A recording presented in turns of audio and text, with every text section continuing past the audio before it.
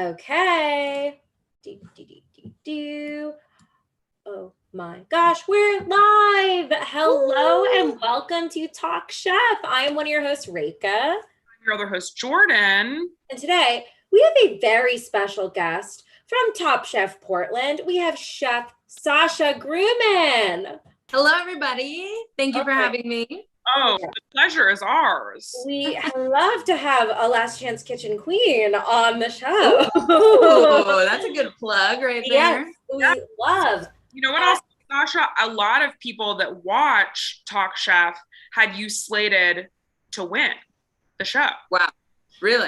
I will say I'm part of a bracket. I was part of a bracket, my infamous Top Chef bracket that I did okay on. But one of the people on my thread was like, I had Sasha to win. And they said specifically, it's like, she's from my hometown. Interesting. Yes. Okay. Like, who is that? I know, right? Ooh. So many people came out of the woodwork and I was like, I haven't talked to you in maybe 15 years, maybe since kindergarten. I'm not sure, but it's nice to see you again. Absolutely. It was great. So were you a fan of Top Chef before being on the show? 1,000%. I have watched every episode, every season. I follow all the chefs.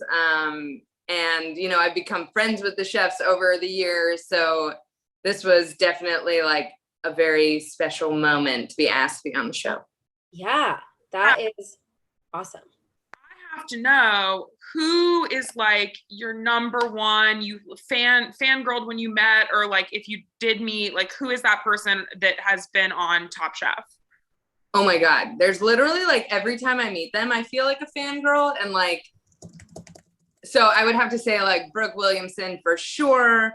Obviously Gregory, Kristen Kish. Like Kristen Kish scared the shit out of me. And then she like walked in Last Chance Kitchen and she was like, "You're Sasha, right?" And I was like, excuse me. I was like, why do you know my name? That is so wild. I am blushing. Please don't look at me anymore. I mean, all those people you said, absolutely. Yeah. I would truly quiver if I met Kristen. Yeah. Incredible. What was I going to say? Yeah, it's so fun when people who are on the show were fans ahead of time. Did that make you like, I feel like there's two versions of it. There's a version that's like, well, I know, I studied. I know everything that they can throw at me. Or is the version like, I know too much? Like, yeah. Did you feel either of those ways about it? So I definitely did like play around a little bit, but I don't think I studied as much as maybe some other people did, because for me, it's like, I have the knowledge inside of me. Like I got on the show because I know how to cook, like channel that energy of like that confidence was kind of like my game plan. Obviously since doing the show, like there's a different game plan when I come back for All-Star season later down the line. Yes. Love the confidence. We love. Yeah, I mean, we'll, you know, do one of these things, but yeah, my whole move was kind of like, prepare yourself mentally, physically, like get in the mindset to compete. And I was an athlete growing up, so it was like channel that energy. What kind?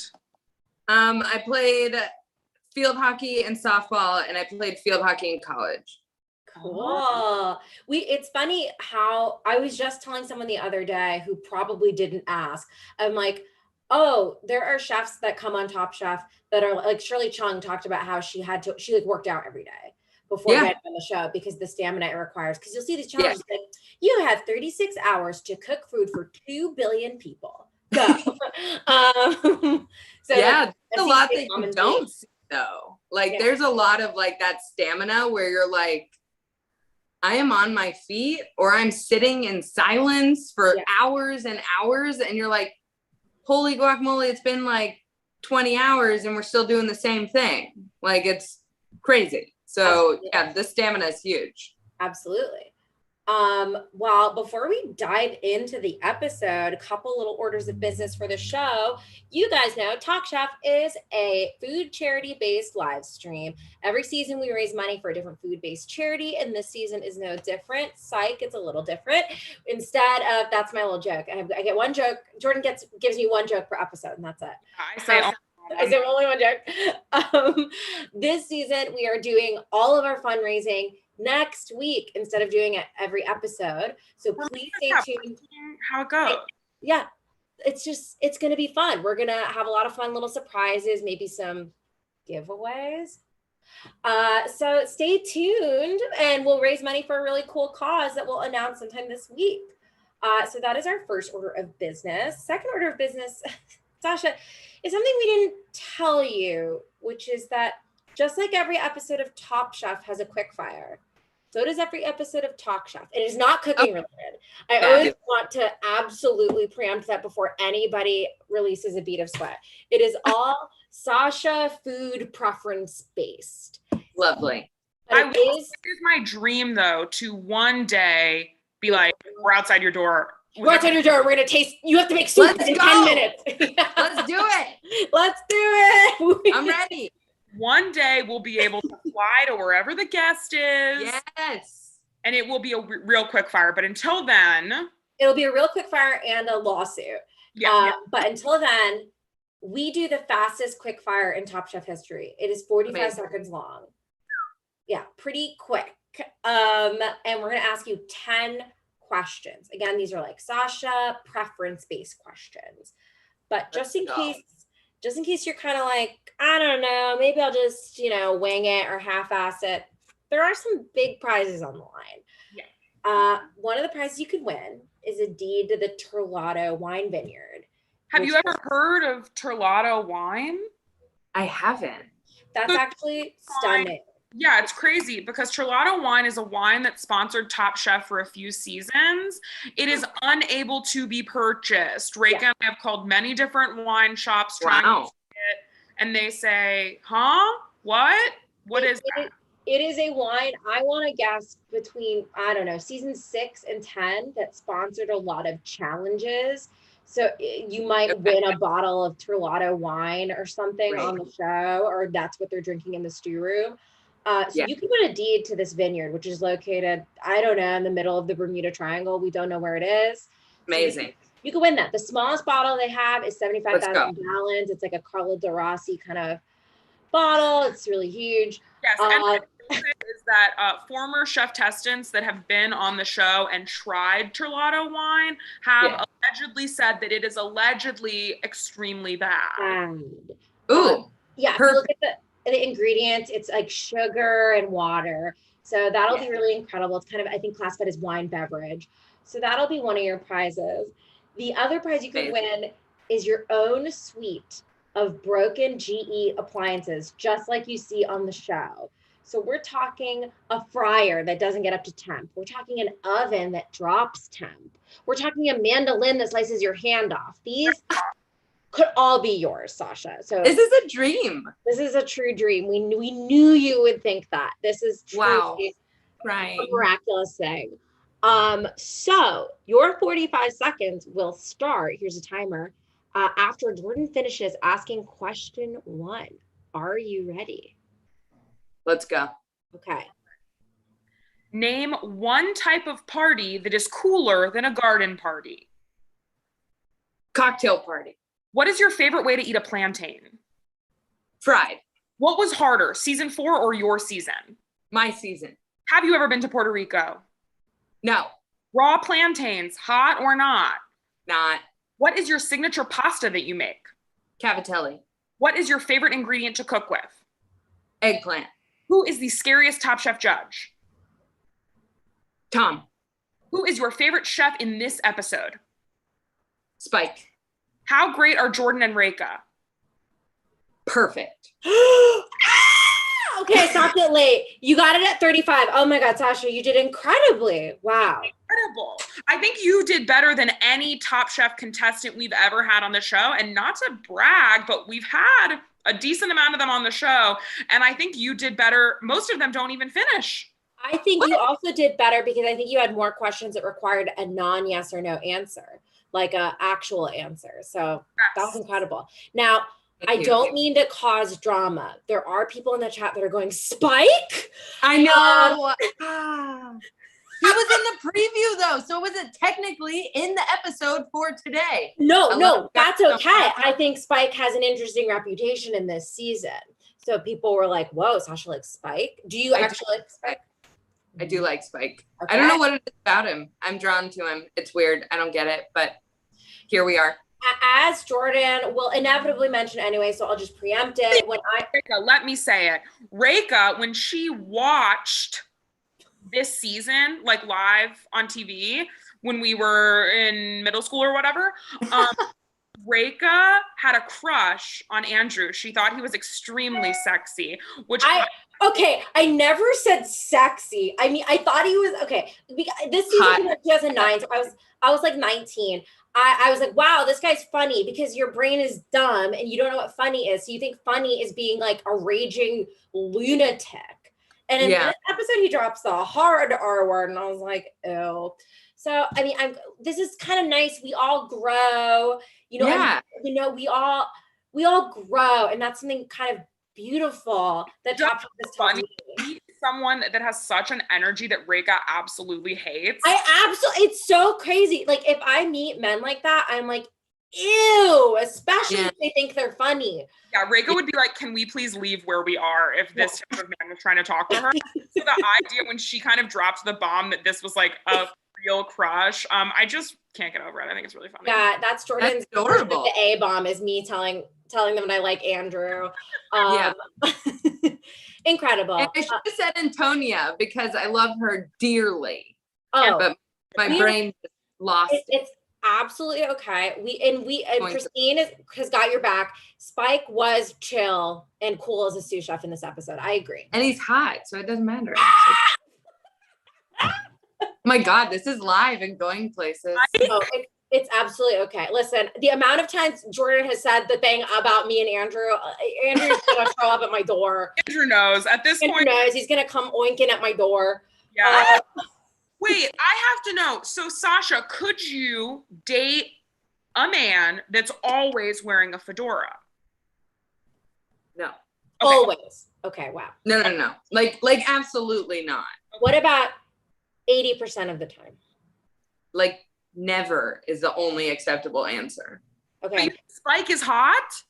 What about if he only wore it? He doesn't wear it when he's, I don't know. I don't know. What if he only wore it to bed? It's that weird part of me in the back of my brain where I know what's good for me, but it's like, don't listen to her. You listen to the other thing. That's like when I eat too much cake or something, if I eat too many men with beards and brown hair, I just can't handle it. I do like a man with a beard and brown hair. Yeah, that kind of evil does live in the back of your brain. It's like the same part that tells me to read my TikTok comments. Oh my God, yeah, the part that tells me to look at myself on Reddit or something, or look up what people say about a season of Dimension 20 I was in, a Dungeons and Dragons thing, and see if they liked when my raccoon shot out of a window. Anyway. Quick question. A lot of people on TikTok right now are telling me that I sound just like Jennifer Coolidge. That seems absolutely wrong to me, but a bunch of teens are coming for me on TikTok. Teens? I would assume. Wait a minute. You mean why half humans? Anything they say? I'm so scared of them. They probably think that you guys are in like the same generation. Like it's like Jordan, Jordan, when I was 19, Andrew liking age, I literally told a friend of mine, I was like, and I was so earnest, and I thought it was going to be like, Reka, you're totally right. That's who you sound like. I was like, I sound like Ray Romano is what I told them. And I for sure thought they were going to be like, yeah, you really do. And it was going to have to be like, yeah, this is just something I have to deal with. And they were like, what the fuck are you talking about? Reka? Because I went to film school and I would hear myself on tape and I'd be like, I sound like Ray Romano.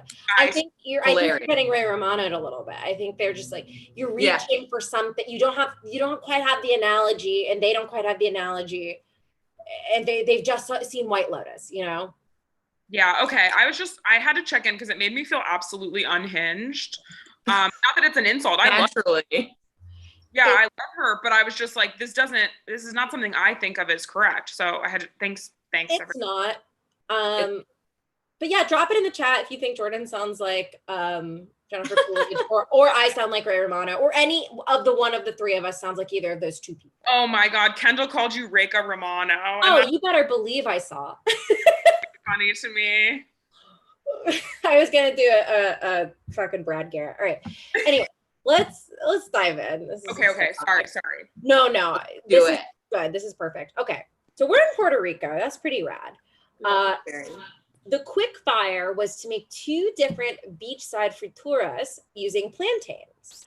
I thought it was funny that Stephanie immediately was like, I don't like cooking with plantains, but Jordan and I just went to Girl on the Go, and Stephanie has a plantain sticky toffee pudding on her menu.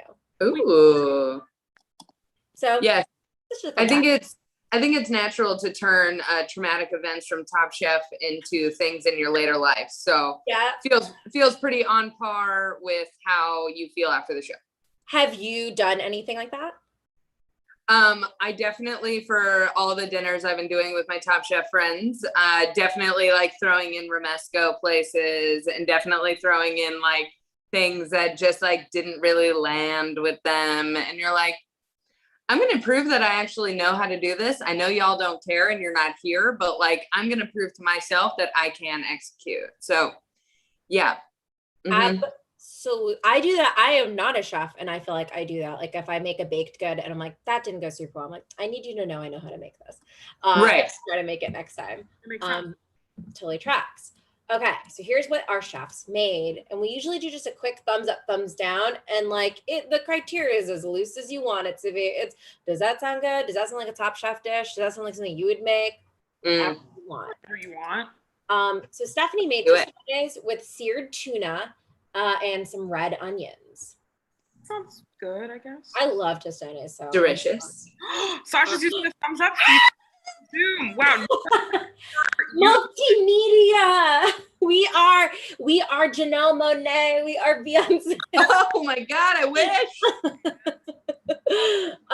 Beautiful.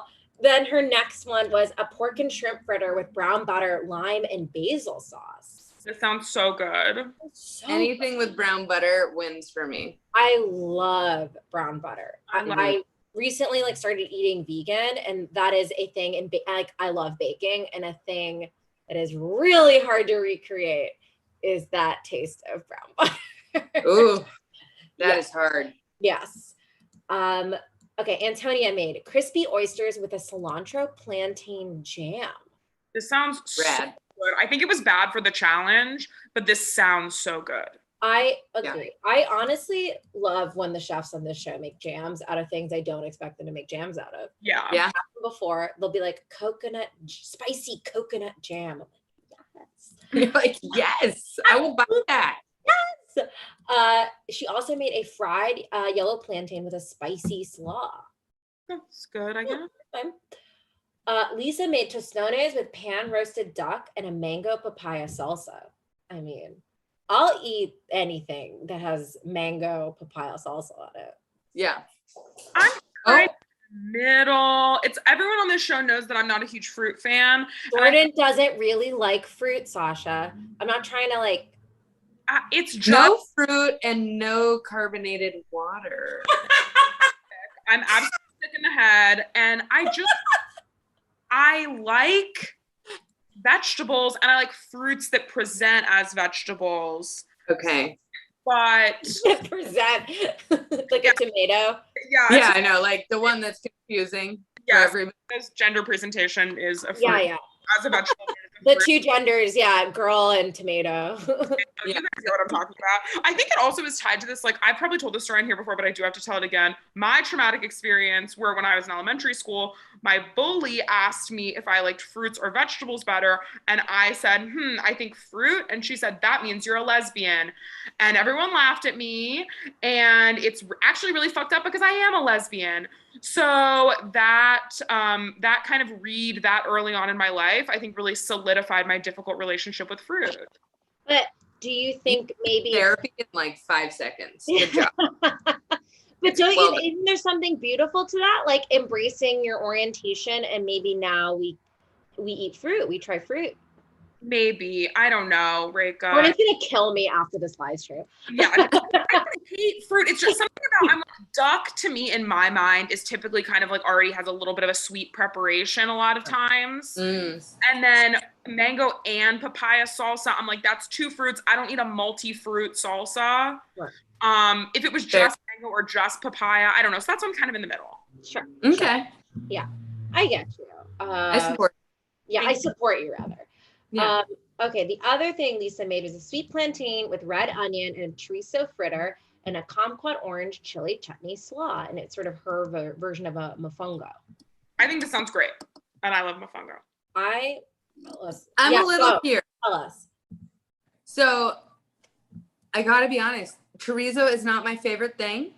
And I think it's more so like what it does to my body every time I eat it. And I'm like, I don't feel like punishing myself, you know? And so I'm a little like, here.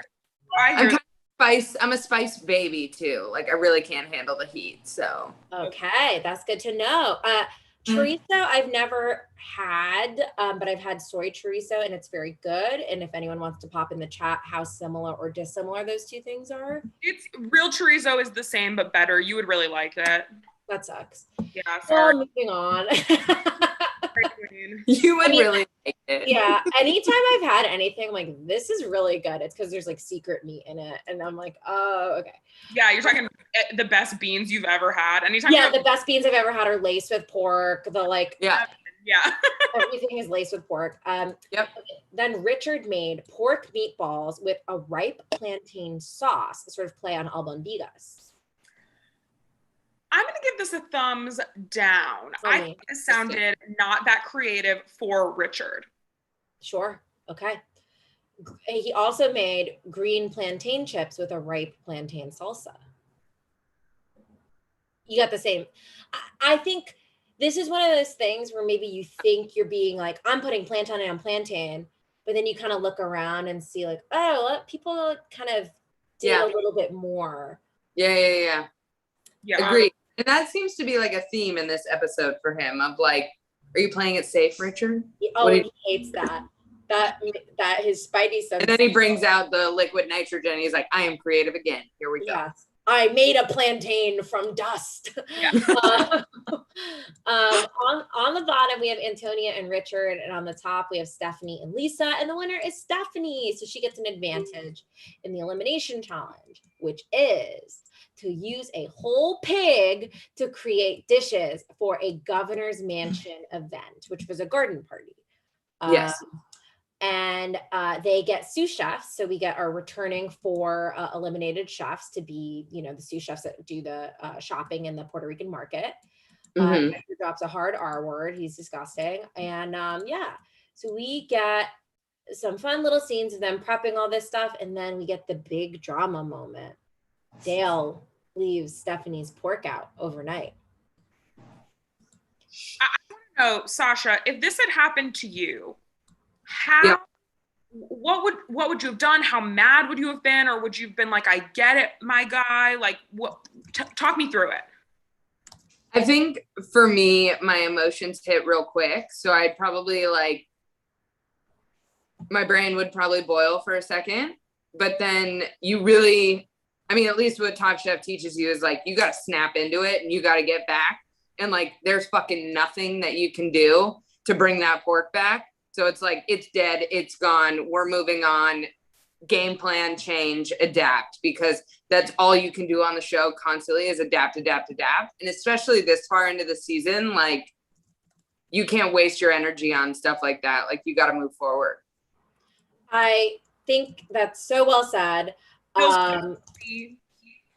Say again, Jordan. Very healthy mindset to have. Yes. And I think like Stephanie did that, which was really awesome to see, because I think you do see people kind of be like, yeah, but you don't understand. My pork was left out overnight, so that's why I served you 2 socks or whatever. And it's kind of cool when you can pull it out and no one even knew you had a big like Right. That's true. That happens every day in every restaurant you ever go to. Yeah. Like, every single day, the guest does not know what's going on back there. And that is the whole point. Okay, spicy question. We actually, maybe this is a good time before we dive into dishes to do a few questions. Yeah, please, Reka. Is there a time when you've been working in the back of house and like something like this has happened and you've had to improvise on the fly and you were really proud with what you improvised? Definitely. I think that's happened a lot. I think problem solving is like what we have to do. Thinking of like an exact example is difficult. Yeah. I would say probably like something like swapping out pastas or making pasta on the fly, you know, butchering a protein on the line and cooking it for that order that's being executed right at this minute, and like getting everything out to the table in 15 minutes and being like, we just went nose to tail on a fish and we just put it on a plate and it's out at the table in 15 minutes. Like those are those magic moments where you're like, that's why we're here. Like the adrenaline rush that you get in your heart and that focus. And you're like, I can accomplish this task if I just put my mind to it. So I truly got like a little adrenaline from you. It's like a little action movie. Like, yeah. like a little short film, 15 minutes in a kitchen when everything's going fucking wrong. Truly. Yeah. We had a couple questions from the viewers. From Elaine, what was your biggest takeaway or the best thing you learned from your experience on the show? What I learned is that it really doesn't matter what anybody else thinks. I went into it really, really nervous about that, to be honest. And I kept forgetting that the reason I was there is because I am good at my job. And I am good at what I do. And I think truly learning that is true and fact in my life is that I am good at my job, no matter what I'm doing for this job, was something that was really, really valuable. And surrounding yourself with people that are willing to take risks like that is something that's also really incredible and uplifting. I think that's beautiful and probably applies to everyone in every single industry imaginable. Yeah. Absolutely. Another question from Elaine. Have you recreated any of your winning Last Chance Kitchen dishes since the show? Yes, I have. So the pasta dish that I made in that halfway battle is something that I've loved making for a while. So I definitely have made that. I did that for a cooking class and an event, a dinner. What else? Chicken Cacciatore was another class that I did. I haven't done the crudo. I lost on that one. And then the first one, the tough skin challenge in Last Chance Kitchen. Haven't had access to cherimoya, so it's been I haven't done that yet. But whenever that hits my plate again, I will recreate. Hell yeah. Love. I have a question, if I may pop in, just because I'm always curious. What's like your desert island or like death row meal, however you want to think about it, something that you're just like, this is the dish? I want. Sorry, just what's that? Sorry, to clarify, to eat, not to cook. I don't know why they would be making you cook something on a desert death row. No. You're on death row and you are the chef for the whole jail. Sounds terrible. Yeah. I just go for a swim and never come back, I guess. So I'm pretty simple with this one. Definitely going caviar, potato chips, sour cream for the beginning. Wow. Then I'm going into a tonarelli cacio pepe. And then I'm going into a medium rare ribeye. And I'm going to finish with a molten lava chocolate cake. Delicious. Absolutely delicious. That's damn. We gotta get on an island. We gotta get stranded on an island right now. Stranded on an island. It sounds we gotta go, guys. I know we gotta go. Incredible. Okay, let's hop back into these dishes because wow, I am hungry now. So for this pork challenge, what everyone ended up making, I think the requirement was to only make 3 different dishes. Not only, that's a ton. Yeah. But I say that because Richard made 4. So Stephanie made pork satay on a sugarcane skewer with a miso almond sauce. Amazing. Yum. Coconut braised pork with a black plantain pancake. Yum. Looked adorable. Yeah. To make pancakes, I was like, are you doing those ahead of time? Like, damn. And then she improvised a tropical fruit and prosciutto salad with chicharrones. Yeah. Fabulous. It's like a prosciutto melon salad. It's like fabulous. Yeah, I think that's such a cool play.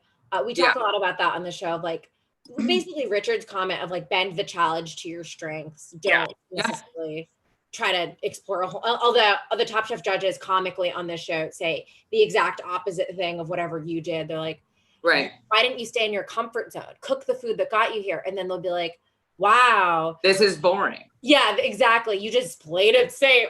Whatever opposite. And the best part about that dish is that Dale was the one to leave the pork belly out, but Dale was the one to come up with this idea for the chicharron that Tom loved. So, you know, when you don't yell at the people that are helping you, they actually perform and they're successful and they support you. So a nice little lesson there. That could be a nice lesson for anyone in the comedy industry. Yeah. Wait a second. Interesting. Moving on. Okay, beautiful. So Richard made fresh ham with local beans. I gotta say, if I saw that on a menu, I would be like, huh? But I'm sure it was good. I'm sure it was just like a nice, well-cooked plate of beans that had a ham essence. The words fresh ham are morally wrong. That's not, those two things together, it makes me feel ill. Did you not see the scene where he plucked it off the tree? Yeah, I'm like, what is this fresh ham? Are you forgetting? He did it a la minute. So the pig, it was alive. And as the people came. Just fresh ham. Why those words together? It's awful. So I'll give him 2 thumbs down. Okay, what if I said new ham? I don't like that either. That's brand spanking new ham. Mint condition ham. Oh, mint condition. Honestly, it's still in the box. All of those are better. Okay, thank you. Yeah, fresh is pretty bad. The next dish was pressure cooked pork belly with pickled watermelon. Yum! Pickled watermelon rind specifically. Yeah, that sounds great. What a thing people do. I love it. I will say this next dish, from the moment I saw this season, I have remembered this dish. Pork ribs with Malta and soy glaze. The Malta story was just, it really took me. I think it was really inspiring to me when I saw this season that like, he just like took a memory he had and was like, oh, you know, I'm here in that area where this like soda my friend drank originated. Very cool. I really dug that. Yeah, I love it. And then a barbecued pork shoulder with braised greens and mango. Yum. I would eat that. Show. Okay. Lisa made citrus braised pork belly with potato and plantain mash. Amazing. Rika, you say what you said. Okay. I was going to say, as someone who knowingly hasn't eaten pork, I've eaten ham 20 years ago. All of these dishes are blending into each other. I'm like citrus pig. So this sounds good. It's only I'm getting like pork fatigue. What were you going to say, Jordan? I feel a little confused with a plantain potato mash. Yeah, I get you. That's 2 big starches coming at you. I guess I'm like maybe what kind, like what plantain was it would probably like give me more context. I'm thinking of a sweet plantain with a potato. Right. To me, that they don't seem like 2 things that service each other necessarily. But I'm sure it probably tasted good. Yeah, I think so. Then she made adobo roasted pork with a black bean and onion tostone. I think you could put truly a garbage can on top of a tostone and I would eat it. Sure. Pork filled yucca rellena with mango or pineapple mojo. This sounds fun. Oh yeah, that sounds badass. I fucking love yucca, and I didn't like Yeah. that you could do like a stuffed yucca like that. Yeah, I've actually done something like that before, and we stuffed it with cheese actually, and then breaded it and fried it, and it was just like, wow. it was on our steak set, and people were like, can we just have like more of like those yucca like circular things? And I was like, trust me, they're amazing. So good. Wow. Yeah. Wow, we So- both were just like Just thinking about it. thinking about it. That sounds really good. I'm actually gonna have to like make those at some point. Oh my God, can we come over? Okay. That sounds so Come good. Antonia is next, and she made honey pork belly with pickled sweet pepper salad. I'm into it. I think it's sweet on sweet, but I think it's good. Agreed. Yeah. Then she made curried pork with pumpkin and yucca. It doesn't, we'll see. Yeah.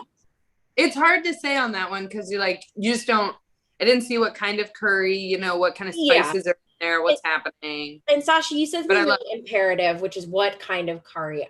I am always confused as an Indian American, what kind of curry people mean. Like, I know in my home what kind of curry people mean, but when people on Top Chef especially will be like, I'm making Asian food, I'm like, what do you mean? Or like, I'm making curry. I'm like, there are 1 bajillion types of curry. Yeah, totally. A Thai curry, a Jamaican curry. What the fuck are you making? So that was definitely something that I was like very conscious of, like being on the show and like not calling something it isn't, because if I haven't studied curry, I'm not calling something fucking curry. You know what I mean? Like that's not a thing. Yeah, and it is deeply confusing. Yeah. Can people hear me? Am I muted? I can hear you. Now I can hear you, yeah. Okay. People in the chat were saying that I was muted. Maybe we were talking and that mute, like on Zoom, sometimes it'll mute the person. I see. Or I put my hand over my mic because I love to do that. Jordan loves to put their hand over the mic. That's kind of a pastime. Sorry. What were you saying, Jordan? Me, nothing. I was just making sure that I hadn't left the chat. You were gone. You were out of the You're here. Okay. Antonia's last dish was pigeon peas. This is also something I remember viscerally from when I was 19 or whatever. Pigeon peas and pork sausage. I think I'm biased now because you know how it goes though. Like, you know how the judges talk. If the judges were like, this is fabulous, it's the best thing we've ever eaten, we'd be sitting here being like, love it, love it, love it. Yeah. But because we know the outcome, we're sitting here being like, exactly. I'm like, yeah, if you put me a plate of literally any of these, including new ham, I'll eat it, sure. But yes, knowing that the pigeon peas were sort of Antonia's downfall. Yeah. And the infamous Top Chef trope, stand behind your dish versus tell the truth. Do you actually prefer your pigeon peas that al dente, Antonia? I don't know. I don't know what to say. That is a thing. Yes. Crazy. What are you supposed to fucking do? Sorry, Jordan, go ahead. No, I was just saying, it reminds me of on one season that Carla's on, and she's serving someone quinoa, and oh my God, he's like, it's quinoa undente. Undente. He said, oh, you called this quinoa al dente? And she's like, no, I called it undente because it is not cooked all the way. It is not done. She fucking rules. And that's what I mean. Like, that takes a lot of charisma to say something like that, though. It's some people, not particular to Antonia, some people on the show do not know how to make a joke. Yeah, absolutely. No. And like, it's that like fine line between like shut your fucking mouth or like actually stand up for yourself. And like, I know for me, I was like, yeah, sounds good. Sounds about right. You're not wrong. Okay, cool. Sounds good. I could do better next time. You're like, what am I going to do? Sit up there and like, this is always how I do it. And this is how I love doing this. Yeah. And like you just look like a jerk if you do that. I was going to say, it's almost like a courtroom. Like anything you say is going to be twisted a little bit. So if you're like, oh, the peas, did you know the peas were undone? Yes, I knew they were not done. Then why did you serve them? Yeah. They were part of my dish, and oh, so you don't know how to take away a part of your dish once you you know what I mean? You're basically a judge. Yeah, right. It's very yeah, for Rika and I to judge next time there's a season of Top Chef. I would truly die. They'll be like, wow, here are two fucking comedians. Incredible. So at the judges table, Richard is the winner and he wins the 2009 Toyota Corolla. We've talked about on the show how like the prizes, it because it is based on like what episode gets sponsored and like whatever, how much money left over for the season they have. The prizes are wildly uneven. Sometimes for winning a quick fire, like you won $10,000 from Glad. And then sometimes you win the elimination challenge. You're like, here's a half bottle of wine. You're like, okay. Or here's my cookbook. My name is Johnny Dingus, and here's my cookbook that I signed for you. I signed it for you. Yeah, and he signed it. Big whopping handshake from Rocco DeSpirito. Yeah, exactly. Big sweaty handshake from fucking whatever. I'll take it. Yes. So this was one of the only times I've seen someone win a car on the show. Sorry, I was just gonna say, Sasha, you like all these men on this show that I hate.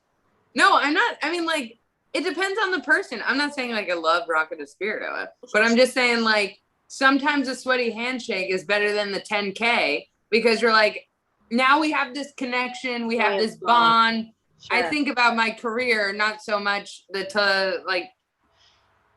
fair. That is fair. If like a big time comedian was like, hey, Reka, I liked your joke on a version of Top Chef that is jokes that no one should ever watch. That would mean a lot to me. Right. I will say a question for you, Sasha, on the like, oh my God, what was I just about to say? Oh my God, I totally lost it. Well, we'll see if I find it. It was about winning something, handshakes. Oh, we've talked about how sometimes in a prize and the show will be like you get to stage at a restaurant. And like, I think, what do you think of that as a prize? To stage at a restaurant? Yeah. You mean I get to work for free? That is my that is my prize. Thank you. People act like I give it back. Okay, yeah, people act like that's like such a great thing to stage somewhere, and Reka and I are like, wait, this sounds like an unpaid internship. It is. It'll be somewhere cool. It'll be like at Le Petit blah blah blah in France, and it's like, oh, cool. And I think because I know what staging is from just like reading about this shit, but like it sounds like you get to like work hand in hand with a chef. I'm like, but when you read about it, I'm like, it's okay. This sounds like no, you don't. You're making family meal for all the other chefs. Oof. And you're only there for 2 months. Like, yeah, there's a lot of feelings about those things, but I think young, like past Sasha would be like, yeah, it's so awesome. And now Sasha's like, I know what that is. Mm-hmm. Absolutely. Like taking a little joke writing job off Craigslist or something. It's like, we'll pay with Starbucks coffee. And you're like, yes, when you're 20. Totally. So eliminated is Antonia, which is a bummer. I kind of always imagine her in the final episode, even though she's not, just because she's great. Same. Yeah. Totally. I love her. I do too. Lisa should have gone home a long time ago. And it's a bummer. I feel bad for Lisa because I understand the feeling she's having at the end of this episode of like, I think it is clear you guys don't like me. And it is like that feeling when it's clear that people wish a different person showed up at the party first or something. So I totally understand. It is just like, man, Antonia fucking slaps. She really she's just amazing. Like she's amazing in person. Like she's just amazing all around. And I think Lisa got that hard edit. And I think that's another thing that like people don't really see is like there's 23 other hours in that day that you don't see. And, you know, the show's tough and it's really hard and people react different ways and they're portrayed in certain ways. So it's like, it's hard to think about it that way, but like, I also felt bad for her because I felt like she got that like harsh edit. we talk about that a lot with Tiffany Faison in season 1 of like, sure, she might have also been salty, but like, was she such a, you know, whatever. Both gay women. I don't know, just something to think about. Are lesbians mean? Yeah, pop it in the chat. Actually, deeply do not. Lesbian, let me know if you think we're mean. No, but I did think that was interesting. I do think it's hard being, I mean, Sasha's here, so it's dumb that I'm saying this, but obviously it's hard being a woman in the kitchen. And then I think on top of that, being a queer woman in the kitchen makes it even harder. So I think Lisa, fell into a lot of those same things. Faison kind of fell into. And then I do like Lisa in general, though, because she comes back in a later season and is kind of like, I took stock of like what was important and how I was treating people and realized like I wasn't being the cool person that I am or that I could be. Right. She was like, great. So I'm big team Lisa in real life. Yeah, I think she's cool. We talk about Dale having a redemption arc kind of across the other seasons he's in, and now you see him as a judge. I'm sure you loved it. Yeah. In this season, he was kind of a hard ass. And you see this big transformation. Yes, he seems such a fucking goofball in Top Chef Portland. Dude, all of them were goofballs. Like, you're scared of all of them when they all walk in. And then you're like, oh, wait, they're hilarious. And they've been in our shoes and they're real people. And like, the show is just the show, guys. Like, it's gonna find the villain. It's gonna find the shithead. Like, that's the deal. So sometimes people fall into those categories, but like, case in point, Dale's back. He's like back doing the thing. So obviously people like him. And a goofy thing, but people ask, like, what does it mean to do the work and like apologize? And like, granted, Top Chef season 4 was out during a time when Twitter wasn't as big of a thing. But I think, I don't know, the proof is sort of in the pudding. Like, it's been over a decade. You see that like a bunch of these people have like worked out issues they might have had. That's very cool. Very cool. Beautiful. So that was this penultimate episode of season 4. What do we think of the episode? I thought it was great. Yeah. I thought it was, good. I think serving, like the top 4 serving to a garden party is like an interesting way to do it, because it's not really like plated dishes. It's more of that like beginning, middle of the season where they're serving large crowds kind of vibe.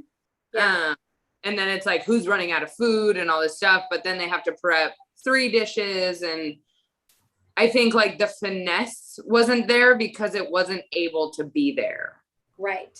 Yeah, they kind of docked Antonia for like serving everything on the plate, which to me is like, I don't know if this is my bias as just someone who has eaten Indian food all as one big pile. That is my preferred delivery method of food. Is like a pile of everything on a plate. Yeah. So it does not occur to me that was a reason to dock her, but they did kind of for like not imposing.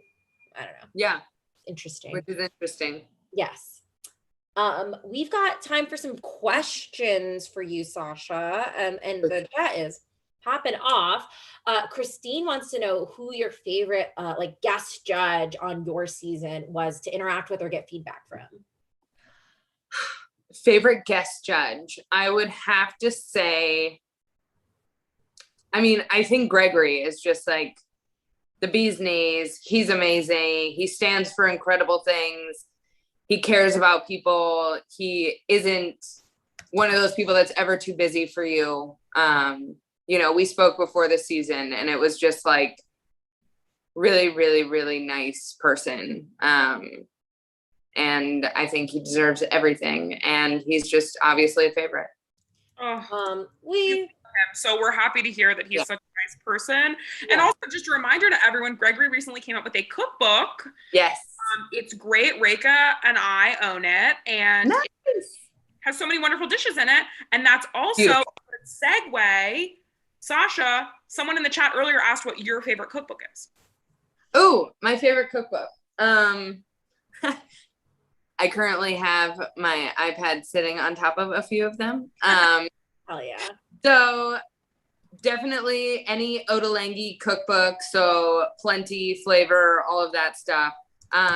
Dessert person for dessert, everything, like crushing the recipe game. Bar Tartine is amazing.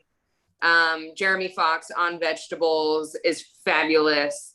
And then, God, I mean, like all the pasta books, Felix, Evan Funky, Mark Vetri, Bianco's pizza books. I mean, like, we can be here all day long. Hell, I love that. And actually, you mentioned dessert person. Yeah. Are you a dessert person? Like 1,000%. I could eat Thanksgiving dinner and get like third helpings and still be like, well, there's still like a pocket for pumpkin pie and apple pie and like all of the whipped cream that was made today. So, yeah. Can I ask what your favorite dessert is? Favorite? I mean, I was just in Italy for 2 months and like gelato, everything is just, it's magic. Yeah. It's probably the best. It's really good. Yeah, it's really good. Okay, next question we've got from Elaine. Oh, from Amy, sorry. Favorite movie snack food? Ooh. Okay, kind of weird. But so it's popcorn, but it's popcorn with dry rub seasoning on it. Yum. So it's like sugary, sweet, salty, spicy. It's like hits all the notes and it's so good. That sounds so good. That's great. It's really nice. I'm going to do. Yeah. Very good. Elaine asks, are there any funny moments from the season that weren't shown on camera or surprising, just fun things from behind the scenes?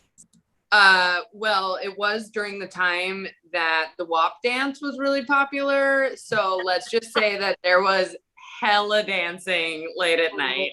And it wasn't just the crew or the cast. It was definitely the crew as well. And y'all know who I'm talking about. Okay. Now, I am just going to sort of imagine Tom Colicchio doing WAP. I can think about now. That's all I can think about. That's all I was thinking about before, and now it's still all I'm thinking about. Now it's all I'm thinking about. And you know what the best thing is? Tom never wears socks. Yeah, like he just doesn't wear socks.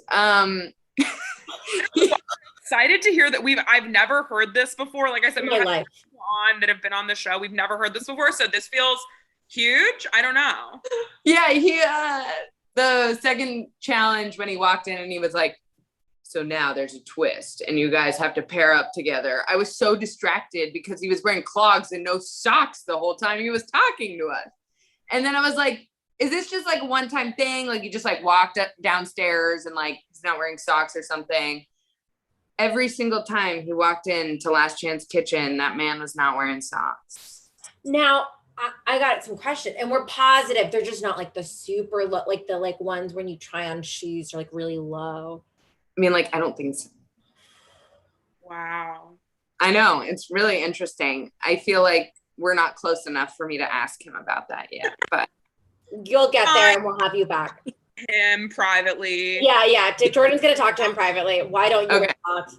Is that why you haven't been wearing all the socks I've given you? Wow, that is truly fascinating. Very interesting. There's like no reason. Very strange. We have a little bit of a spicy question, Sasha, if that's okay. Bring it on. Other than yourself, who should have actually won this season, you think? Your season? Or who do you think was going to win or anything like that? Any variation of that question? Sure. I think Shota is an amazing option for that. I think Maria and Jamie's food is outstanding. Yeah. I actually ate at Jamie's restaurant in Las Vegas. So did Jordan. Oh, wow. And it was like incredible. It was like I was like, holy shit, dude, like your food's rad and like really cool. Do you remember a dish you had that you liked? Yes. So there were crispy pork skins, like chicharrones, but then she poured like a tangy sweet sauce over them. And they were just like chewy, crunchy, salty, sweet. Like I still think about them. Yum. Wow. Yeah. That is, I have to have you know, everyone is losing their shit about this Tom sock thing. Like, I don't think we're ever gonna move past it. It was distracting. Even during the challenge, I was like, I just don't understand. Why would you do this? Is there a chef, like, you know, like, okay, if I was a chef and I was wearing flip-flops, like, that's crazy. Crazy. Is there some, like, I guess, you know, sauce isn't gonna splash onto my ankles, but like, is there some? Yes, it will. What? If I drop Yeah. a pot, you're right. If I drop a pot, sauce could splash on my ankles. Oh, What's yeah. he doing? Does he never drop pots? Is he one of those people that's like, I don't have But a he phone wasn't cooking. because I don't drop my phone. That's true. But what if I drop a pot? Then you're a jerk. Yeah. I burned his ankle.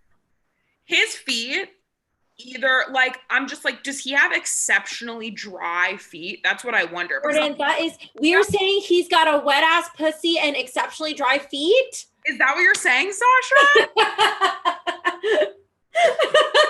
Tom is gonna sue Reka and I. Tom is gonna sue Talk Chef. Yeah,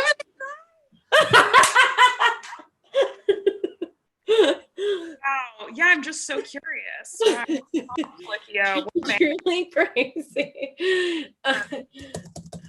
I love that. Yeah, any more questions for Sasha? Pop them in the chat. I have one in the meantime, which is, do you have a favorite challenge from either Last Chance Kitchen, from the show, from just watching it, anything? Yeah. I think the challenge,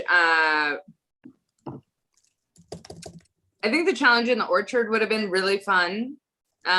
Using fruit and all your favorite. To be the star of the plate is a challenge I would have loved to have done. Yeah. I think the clam digging would have been rad AF. Mm-hmm. Like, I'm so into that. I'm so into that kind of stuff of like getting dirty. Let's go fishing. Like, let's do that whole thing. And actually catch something in the wild. Yes. Yeah. I think like that challenge would have been so epic.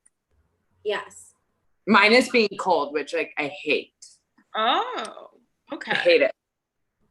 Was that a challenge for you on this season? Because I know the Pacific Northwest can be cold. Did you find that over the course of the show? No, it really wasn't that cold. It was, I mean, the state was kind of burning at the time we were there, but it wasn't very cold. Yeah. Okay. But the one thing I was really worried about was they were like, so what challenge don't you want to do? And I was like, if you guys send me fucking camping, I'm going to be pissed. Okay. I'm so mad. Do not make me camp. I think that's real. Something Jordan and I talk about on the show is like, what is an exciting, cool new challenge and what is goofy and stupid and not related to cooking. Yes. And I do think a camping challenge, I think you being a chef, I'm not a chef, so maybe I'm wrong. I don't think you sleeping in the woods has anything to do with being a chef. I think there is something to, hey, use stuff that is grown here, whatever, or cook over an open flame. Maybe you have to build the fire. Yes. I think Top Chef Colorado was out of their gourd, putting those chefs, including a pregnant woman, on top of a mountain. That is crazy. Wild. Wild. They were, I mean, like, that was insane. I watched that challenge and I was working for Bruce. Like right after the show came out. Oh my God, you guys are pasta siblings. We're pasta buddies. Yeah. And I was like, how did you do that? And they're just like, every single one of them, like all of them were just like, it was fucking miserable. It was miserable. I mean, that's wild. Yeah, crazy. Much. I think that's crazy. Yes, that's like the one in Top Chef Texas when they're in, I don't know, like Aspen or wherever, someplace where it snows. Vancouver. And where? Vancouver, right? Vancouver. Oh, whoa. They're in Vancouver. And they have to like they have a block of ice that has the ingredients inside like the block of ice, and they have to chip away at it. And I'm like, honestly, they are so lucky that someone did not hurt themselves, because these people are just going at a block of ice with an ice pick. And I mentioned that was step 2 in a larger maniacal process of a challenge.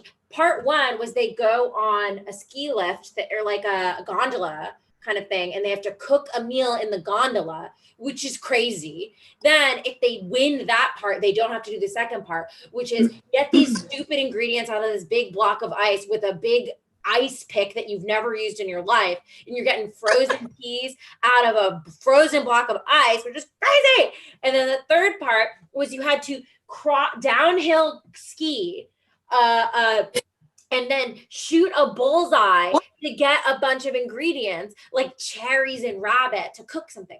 It is out of control. And guess what, Jordan? I'm gonna bring it up. Season 9 Texas also has one of the goofiest fucking challenges. I'll bring it up till I die, where Pee Wee Herman is there, and he has them ride bicycles to the Alamo, acquiring ingredients and asking random restaurants to cook in them. That's got nothing to do with anything.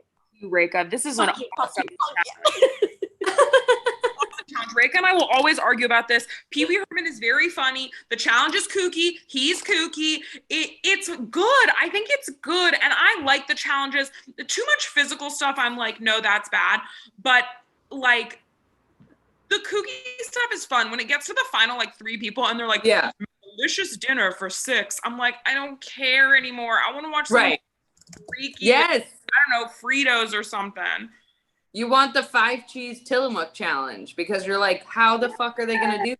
That's amazing. That was fucking incredible. And those are one of those, like, that's one of those like Ratatouille moments or like light bulb moments where you're like, whoa, Shota made dashi out of cheddar? Like, truly inspiring. That did for him. I was like, that was the moment when I was watching the show where I was like, he should win. He's a genius. It's like, and he's nice. Demented. He's nice. He's amazing. Yeah. And even on the first challenge, the way he cooked the duck, we were all like, Roscoe and I were like, what the fuck is that guy doing over there? Yes. We're like, he's like flipping the duck, cooking the duck, pulling it out, we're like, Shota, what is happening? Yes. And when Tom was like, I've never seen this method before, and I'm not a chef, I'm a bozo. And so I was like, whoa, Tom has not seen something. Like socks. No socks. Yeah, the socks of food, a thing he has never seen before. I wonder if he was wearing socks in that moment. Yeah, truly, because his socks got blown off. That's why. Yeah. Incredible. Well, Sasha, where can people find you? I mean, I know you've got a really cool plug for Sasha's Focaccia. I sure do. So you can find me on Instagram. My business is called Sasha's Focaccia, and I also have a website, and I am planning to be shipping my bread nationwide in November. So exciting. You know, Rika and I are getting the bread and eating it live on air. Yeah, it doesn't matter if you want to see that. That's what we're going to do. I want to see you face smash it, you know, the whole thing. Absolutely. Yeah. And Sasha, I'm getting word here. There's some Bravo producers here and there. I can tell her? Okay. Wow. Excuse me? Who are Top Chef? Wow. Yeah. In this moment, right now? Yes, a lot of people don't know this, but there are 2 ways to become a top chef. The first way is to compete on Bravo's reality cooking competition and win Top Chef. Okay. Or you can be a guest on the YouTube live stream visual podcast for charity, Talk Chef. Oh my God, guys. Well, actually, I prepared a speech real quick, so I knew this was going to happen. Okay, even if it was just a sight gag, truly, Jordan and I both had a heart attack. Oh my goodness, wow. I mean, that was beautiful. And here's the thing, Sasha, whether you're on Top Chef or Talk Chef, either way, an Indian woman will tell you that you are Top Chef. And that's kind of the beautiful Wow. harmony between these two shows. So Thank you so much. Oh my I God. appreciate it. I feel like Top Chef right now. So absolutely. Thank you. Truly, you're such a delight. Thank you so much for joining us. And guys, please tune in next week for our big fundraising episode where we finally tell you what the hell we're raising money for and alert you to some cool shit we might be doing or giving away. It's gonna be great. Heck yeah. This has been amazing. Thank you so much, Sasha. Thank you guys.